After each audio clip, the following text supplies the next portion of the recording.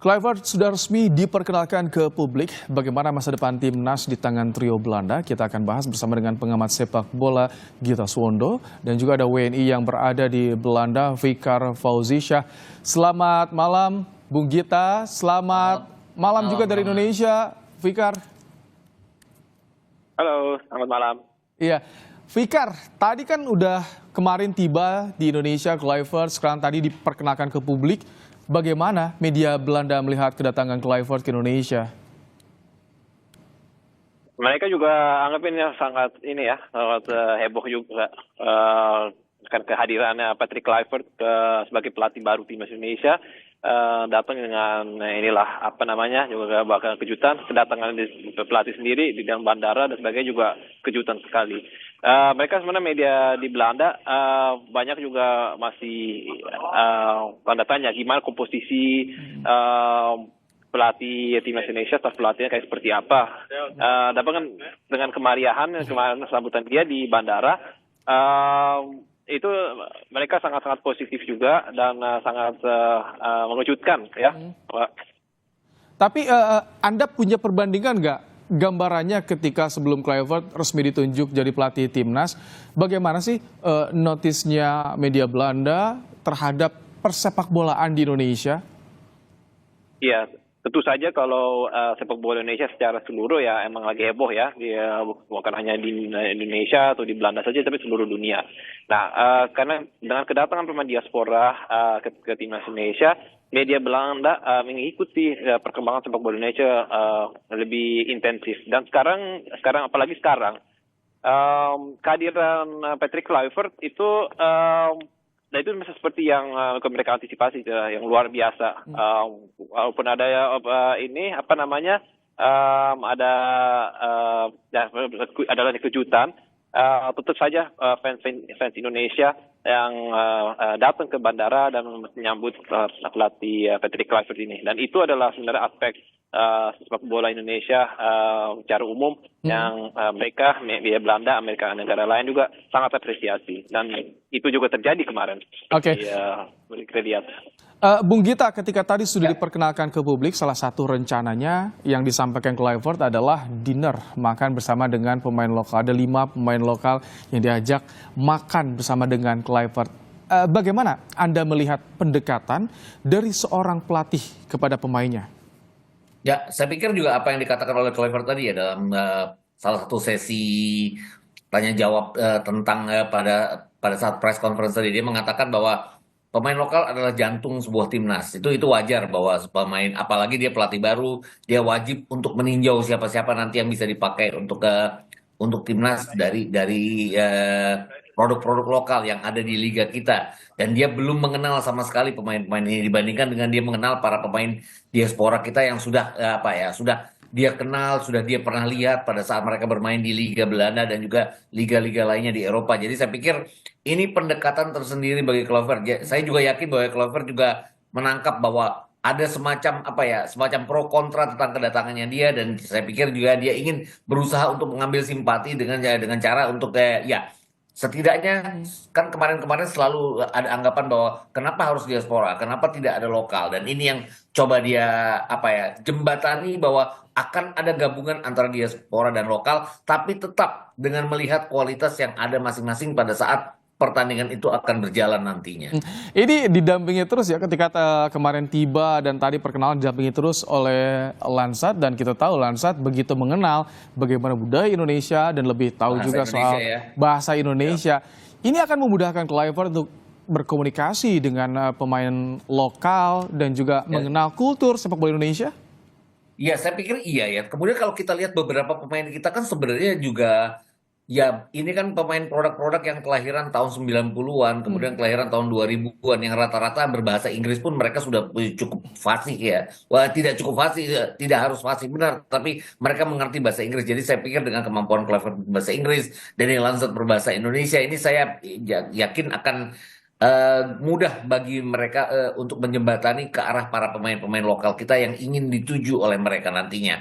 Cuma persoalannya adalah liga kita ini kan sedang berjalan dan ini berjalan di seluruh negeri dan ini yang membuat mereka pasti harus bekerja keras untuk melihat satu persatu nanti datang ke satu persatu stadion untuk melihat ke kemampuan para pemain kita. Oke, Fikar ketika sudah resmi datang, sudah terbang ke Indonesia, sudah resmi diperkenalkan kepada publik.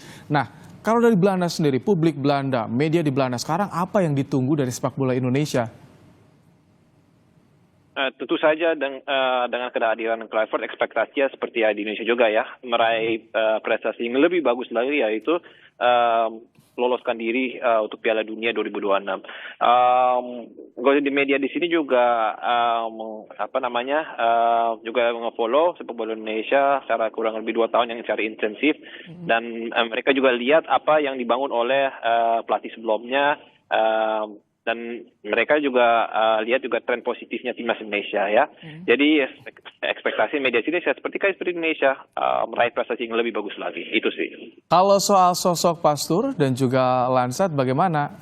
Anda memiliki catatan tentu sosok Pastur ketika menjadi pelatih, Lansat di asisten kepelatihannya, Fikar. Nah ya itu kalau Alex Pastoor sebenarnya ada di Belanda yang mengatakan bahwa Alex Pastoor yang mungkin di atas kertas dia sebagai asisten pelatih, tapi di on-field actionnya dia mungkin kerja sebagai pelatih utama. Okay. Nah itu karena dia punya track record yang bagus ya. Alex Pastoor di Liga Belanda mampu untuk mempromosikan tim-tim dari divisi 2 ke divisi pertama Belanda.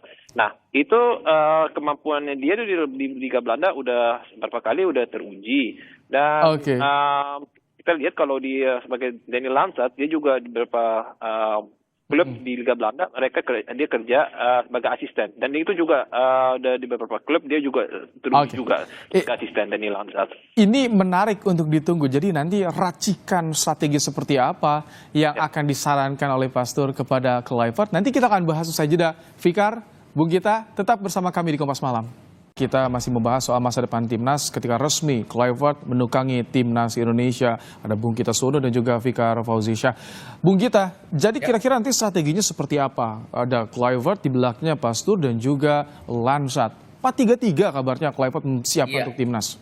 Biasanya 4-3-3 atau 4-2-3-1. Tadi di press conference ada satu yang agak menggelitik bahwa dia bilang bahwa we have to be sharp melawan Australia. Artinya dia akan agak mempertanyakan ketajaman timnas kita selama ini ya, bahwa kenapa kita tidak terlalu tajam dengan segala macam pemain diaspora yang sudah ada di sana. Jadi saya pikir dia akan lebih menyerang dalam hal ini. Tapi yang harus diwaspadai adalah dalam 6 kali kita memainkan pertandingan di putaran ketiga kualifikasi Piala Dunia, pada saat satu-satunya kesempatan kita menyerang dan kita lebih hebat ball position dari lawan kita adalah melawan China, dan pada saat itu kita kalah. Jadi tim yang diatur oleh Sintayong ini, pelatih sebelumnya, memang dikenal sebagai tim yang tidak punya balance antara pertahanan dan juga penyerangan. Pada saat menyerang dengan total, mereka seperti kecolongan di belakang. Itu terjadi di babak pertama melawan China. Pada saat bertahan dengan baik, mereka bisa menguasai lawan-lawannya. Jadi jika Kluivert ingin berusaha untuk lebih menyerang, dia harus waspada. Yang utama adalah dia harus punya striker nomor 9 yang selama ini tidak dimiliki oleh kita.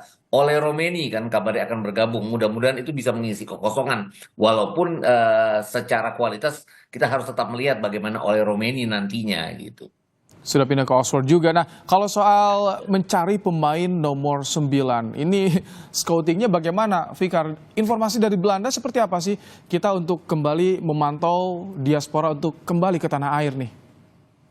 Nah, kalau masalah komunikasi kan dan juga memantau pemain keturunan, pemain diaspora, sekarang lebih gampang ya dari sisi komunikasinya, dan dari sisi physical distance.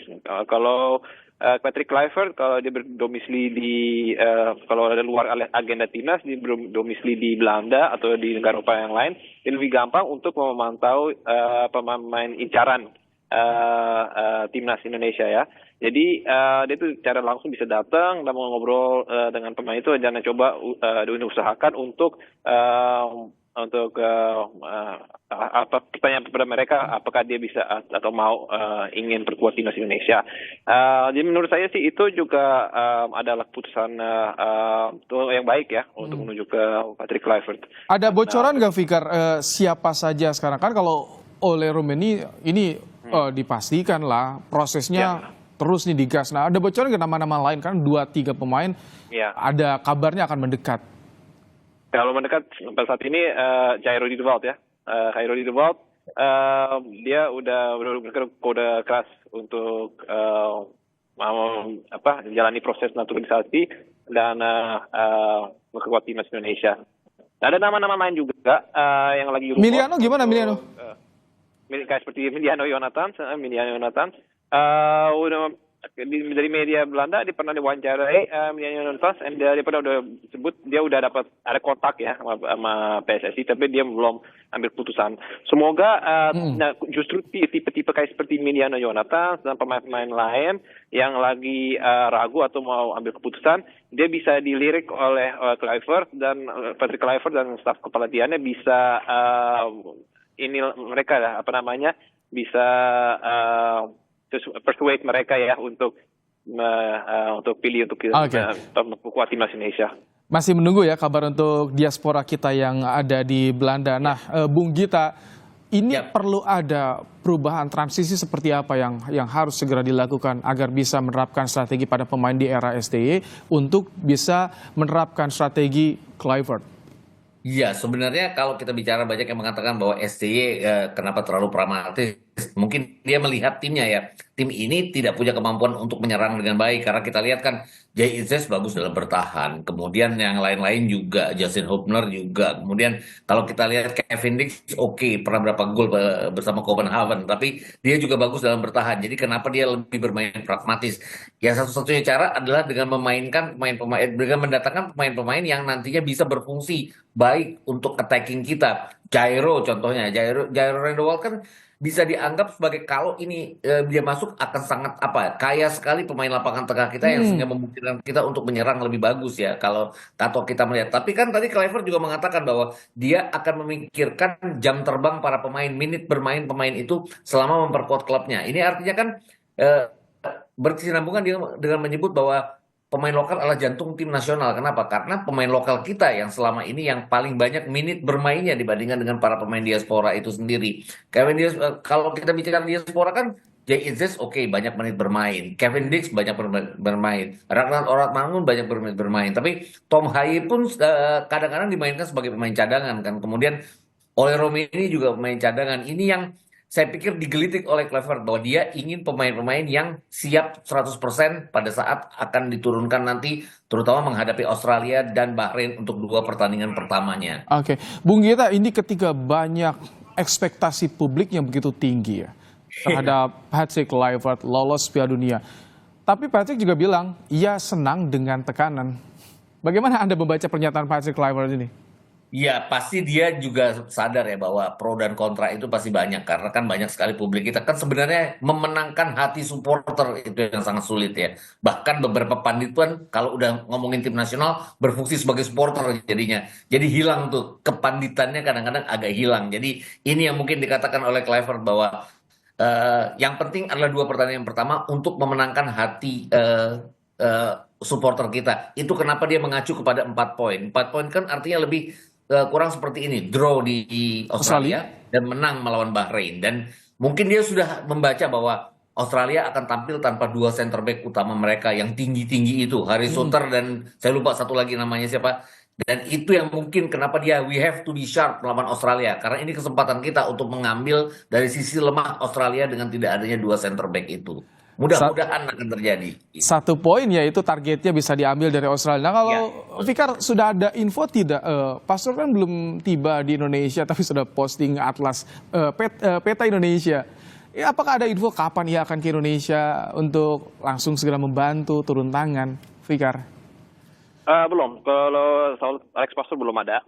Tapi menurut saya sih kalau di belakang layar udah ada banyak usahakan dari mereka, dari pelatihannya. Yang tentu saja karena Ya, aku percaya bahwa staf pelatihan Patrick Kluivert itu sangat profesional ya, sangat profesional untuk mempersiapkan diri sebaik mungkin dengan misi ini untuk meloloskan timnas Indonesia ke Piala Dunia. Jadi di background udah ada persiapan, tapi kalau secara official datang ke Indonesia kapan itu belum ada. Baik, Bung Gita, apa yang Anda lihat dari trio Belanda yang akan menunggangi timnas Indonesia? Ya, sebenarnya kalau kita bicara trio Belanda yang menangani timnas Indonesia ini cocok ya, Kluivert untuk rekrutmen karena dia punya nama besar, semua ingin bergabung dengan dia. Yang dikatakan oleh Federasi Sepak Bola Curaçao sendiri, Kluivert bagus dari sisi rekrutmen. Banyak pemain-pemain berdarah Belanda yang ingin bergabung dengan Curaçao saat itu.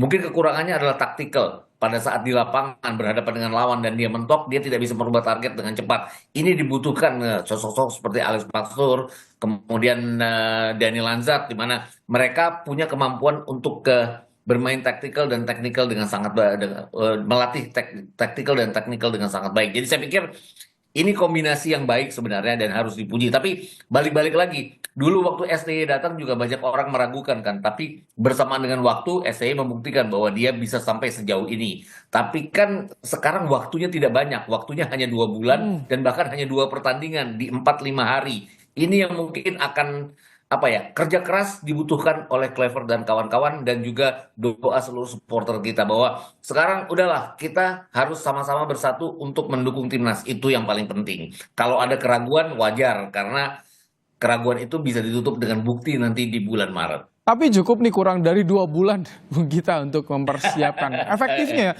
karena Kluivert tampaknya harus pulang pergi Indonesia Belanda. Ya, betul. Itu tadi kan katanya Alex Pastoor belum tahu kapan kesini. Mungkin Kluivert pulang pergi, Alex Pastoor yang akan ada di sana untuk berkoordinasi dengan para pemain-pemain yang ada di sana karena secara taktikal dia yang memegang kuncinya. Saya pikir akan seperti itu.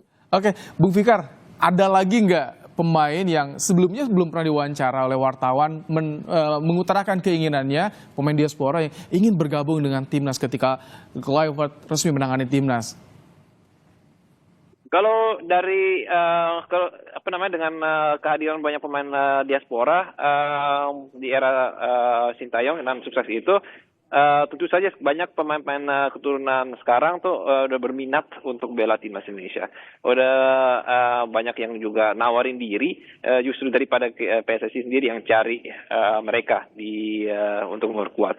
Ya, saya rasa dengan banyak cara Patrick Kluivert atau pemain keturunan itu bakal in contact with each other, dan kita lihat saja siapa yang juga setuju dan juga yang mana juga bisa memperkuat timnas Indonesia di bulan Maret. Soalnya emang waktu kurang lebih 2 bulan ya. Iya, sekitar 2 bulan. Efektifnya kurang 2 bulan. Australia. Iya. Nah justru itu ya. Jadi saya rasa sih mencari Patrick Kluivert yang pemain yang 100% siap dari sisi menit bermain dan juga siap di aspek teknikalnya juga.